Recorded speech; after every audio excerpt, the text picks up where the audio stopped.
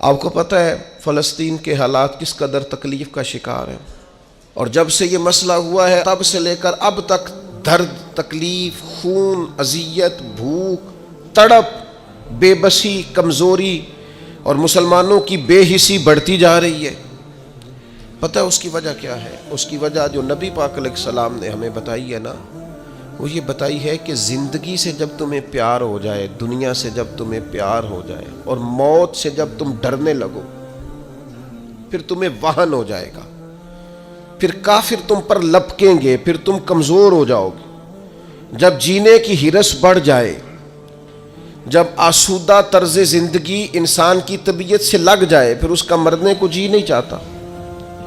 پوری امت کا اس وقت سب سے بڑا مسئلہ یہ ہے کہ ہم کسی نہ کسی مقام پر آسان طرز زندگی کے عادی ہو گئے، سہولیات میں جینا شروع کر دیا۔ ہم کسی قسم کی بھی کوئی تکلیف برداشت کرنے کو تیار نہیں، کسی قسم کا بھی کوئی درد قبول کرنے کو تیار نہیں۔ ہم سفر بھی تیز کرنا چاہتے ہیں اور یہ بھی چاہتے ہیں کہ سامنے سے ہوا بھی ہمیں تیز نہ پڑے۔ یاد رکھیں، جتنی تیزی سے جہاز اڑتا ہے اتنی تیزی سے ہی اسے مخالف ہوا کا سامنا بھی کرنا پڑتا ہے۔ لیکن تندی باد مخالف سے نہ گھبرا اے عقاب، یہ تو چلتی ہے تجھے اونچا اڑانے کے لیے۔ اپنی زندگی میں موت کا خوف، موت سے بھلا کون ڈرتا ہے؟ قرآن مجید فرماتا ہے موت سے منافق اور کافر ڈرتے ہیں۔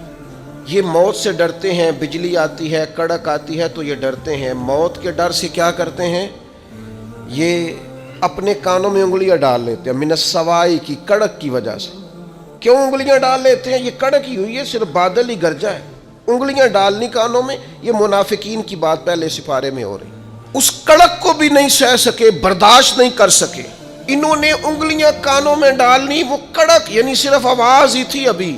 اللہ فرماتے ہیں یہ اس کڑک کو بھی نہیں سہ سکے کانوں میں انگلیاں ڈالنی، کس لیے؟ حذر الموت، موت کے ڈر سے۔ لیکن کافر منافق بچ اس لیے نہیں سکتے کہ واللہ محیط بالکافرین، اللہ کافروں کو گھیرنے والا ہے۔ کافر اور منافق موت سے ڈرتا ہے، مومن موت سے، ایمان جیسے جیسے مضبوط ہوتا جاتا ہے ویسے ویسے تو اس کے اندر طاقت آتی رہتی ہے۔